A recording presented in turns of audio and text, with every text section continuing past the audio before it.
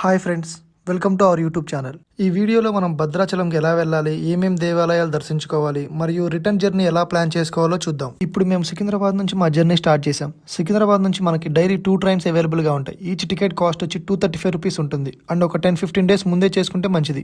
సికింద్రాబాద్ నుంచి Bhadrachalam approx 300 kilometres దూరంలో ఉంటుంది.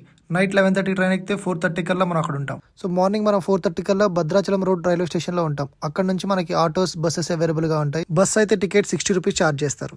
టెంపుల్ రీచ్ అయ్యాక అకామిడేషన్ కోసం private rooms and Devasthanam rooms ఉంటాయి. ఆఫ్లైన్ అండ్ ఆన్లైన్ బుకింగ్ చేసుకోవచ్చు. దేవస్థానం రూమ్ స్టార్టింగ్ విత్ 500 రూపీస్.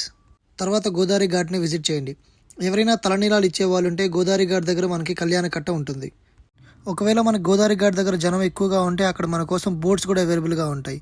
జనం తక్కువ ఉన్న ప్రదేశానికి తీసుకొస్తారు. పర్ ఈచ్ పర్సన్కి 50 రూపీస్ ఛార్జ్ చేస్తారు. గోదావరి ఘాట్ దగ్గర ఎవరైనా పూజలు చేయాలనుకున్నా, లేకపోతే బ్రష్, పేస్ట్, టవల్ ఇట్లాంటివి ఏమైనా మర్చిపోయినా కానీ మనకు అక్కడ అందుబాటులో ఉంటాయి.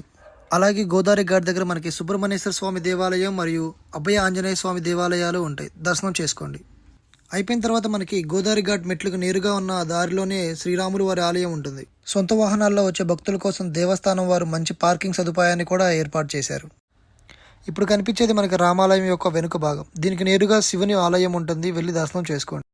ఇప్పుడు మనం చూస్తున్న ఈ మెట్ల మీద నుంచి మనము రామాలయంలోని గర్భగుడికి వెళ్తాం. ఈ పక్కనే మనకి గోశాల కూడా ఉంటుంది. వెళ్ళి భక్తితో గోవులకి సేవ చేసుకోండి. మనకు తెలిసిన అన్ని రామాలయాల కంటే మన భద్రాచలంలో ఉన్న రాముల వారికి ఉన్న ఒక ప్రత్యేకత ఏంటంటే, రాముడికి 4 చేతులుండి 2 చేతులతో శంకుచక్రాన్ని, మరో 2 చేతులతో విల్లు బాణాన్ని కలిగి ఉంటారు. మనం వేరే టెంపుల్స్ చూసినట్టయితే సీతమ్మ వారు ఇప్పుడు రాముల వారి పక్కన ఉంటారు. కానీ మన ఈ భద్రాచలంలో మాత్రం సీతమ్మ వారు రాముల వారి తొడ మీద కూర్చొని ఉంటారు. అలాగే లక్ష్మణుడు కూడా అన్ని టెంపుల్స్లో రైట్ సైడ్ ఉంటారు. కానీ మన ఈ భద్రాచలంలో మాత్రం లెఫ్ట్ సైడ్ ఉంటారు. ఆలయం బయట మనకి భగవద్గీత, రామాయణం మరియు స్వామివారి విగ్రహాలు లభిస్తాయి. మనకి మెట్లు దిగిన వెంటనే లడ్డు కౌంటర్లు కూడా ఉంటాయి. లడ్డు కౌంటర్ దగ్గర ఎటువంటి ఆన్లైన్ పేమెంట్స్ తీసుకోరు. సో దయచేసి క్యాష్ తీసుకొని వెళ్ళండి. దేవాలయం నుంచి బయటికి రాగానే మనకి అక్కడ ఆటోలు అవైలబుల్గా ఉంటాయి. అన్న పర్ణశాలకి ఇక్కడ నుంచి ఎంత దూరం? ఎంత రోడ్ టు రోడ్ అయితే 35 అన్న. ఇక్కడ నుంచి అయితే 40 వస్తుంది. ఎంత అన్న మనిషికి తీసుకొస్తే 200 పడుతుంది. ఏమేమి కవర్ చేస్తారన్న అక్కడ?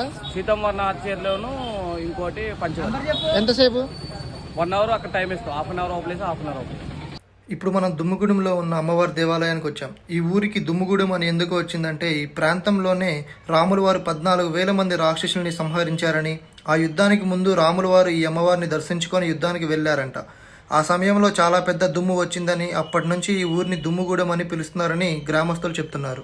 ఇప్పుడు మనం పర్ణశాలకు స్టార్ట్ అవుదాం. ఈ పర్ణశాల యొక్క విశిష్టత ఎంత గొప్పదంటే, రాముల వారు వనవాస సమయంలో సీతమ్మ వారితో పాటు ఈ ప్రదేశంలోనే ఒక కుటీరంలో ఉన్నారని, రావణాసురుడు కూడా ఈ ప్రాంతం నుంచే సీతమ్మ వారిని అపహరించారని చెప్తా ఉంటారు.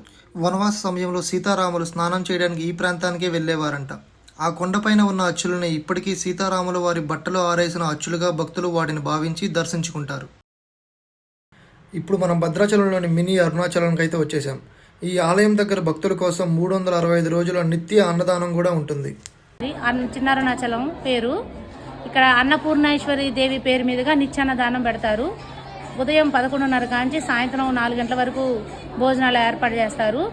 పదండి, ఇప్పుడు మనం ఈ భద్రాచలంలో ఉన్న మినీ అరుణాచలాన్ని దర్శించుకుందాం. నేను ఎందుకు ఈ ఆలయాన్ని మినీ అరుణాచలం అని అన్నానంటే, మనకి అరుణాచలంలో ఏ విధంగా అయితే అష్టలింగాలు ఉంటాయో అలానే ఇక్కడ కూడా మనకి దర్శనం ఇస్తాయి. అండ్ మనకి ఇక్కడ సహస్రలింగాల దర్శనం కూడా ఉంటుంది. మనకి అరుణాచలంలో ఉన్నట్టు రాజగోపురం కూడా ఉంటుంది. ఇక్కడ గర్భగుడిలో ఉన్న శివలింగం సేమ్ మన అరుణాచలంలో ఉన్న శివలింగం లాగా ఉంటుంది. టెంపుల్ అయితే చాలా బాగుంది. మీరు భద్రాచలం వెళ్తే తప్పకుండా ఈ దేవాలయాన్ని దర్శించుకోవాలి. నేను ఇందాక చెప్పిన నిత్య అన్నదానాన్ని కూడా దర్శనం అయిపోయిన తర్వాత టోకెన్లు ఇక్కడి నుంచే ఇస్తారు.